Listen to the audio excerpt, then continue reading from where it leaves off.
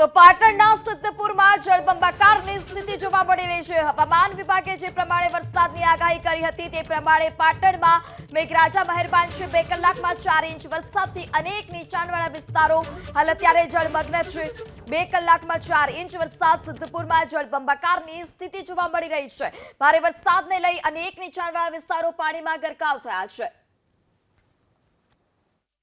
રાજ્યના અંદર જે પ્રમાણે હવામાન વિભાગ દ્વારા વરસાદની આગાહી કરવામાં આવી હતી તે પ્રમાણે પાટણ જિલ્લાના અંદર પણ વરસાદી માહોલ જામ્યો હતો। આપણે હું દ્રશ્યો બતાવવા માંગીશ। આ દ્રશ્યો છે સિદ્ધપુરના દ્રશ્યો છે। તમને બતાવી કે સાંજના સમયે જ વરસાદી માહોલ જામ્યો હતો અને વીજળી અને ભારે પવન સાથે વરસાદ વરસ્યો હતો અને સિદ્ધપુરના જે નીચાણવાળા વિસ્તારો છે તે નીચાણવાળા વિસ્તારો અંદર પાણી ગરકાવ થવા પામ્યું હતું। ત્યારે વાત કરવામાં આવે કે સિદ્ધપુરના ઋષિ તળાવ વિસ્તારના અંદર જે રહેણાંક મકાનો છે તેના અંદર ઘરોના અંદર પાણી ભરાવાની સમસ્યા શરૂ થતાની સાથે તંત્ર તેમજ સ્થાનિક લોકો દ્વારા તેમને ત્યાંથી ખસેડવામાં આવ્યા ખસેડીને હાલ તો જે વોર્ડ નંબર 6 તાહેરપુરામાં આવેલી જે સ્કૂલ છે તે સ્કૂલના અંદર તેમને હાલ વ્યવસ્થા રહેવાની અને નાસ્તા તેમજ તમામ વ્યવસ્થા અહીંયા અને સ્થિતિ તો સવારના સાંજે 7 વાગ્યાથી લઈને અત્યાર સુધીમાં 5 ઇંચ વરસાદ થઈ ગયું છે અને જે અમારા જે નેચાળ વિસ્તાર છે અમારા વોર્ડમાં આવેલો છે ને એ પ્રમાણે જે એ લોકોને પહેલાંથી જ અમે જાણ કરી અને ચાલુ વરસાદમાં બહાર કાઢીને એમને સ્થાનિક જગ્યા પર લાવી દીધા સારી એડનવાળા પ્રાઇમરી સ્કૂલમાં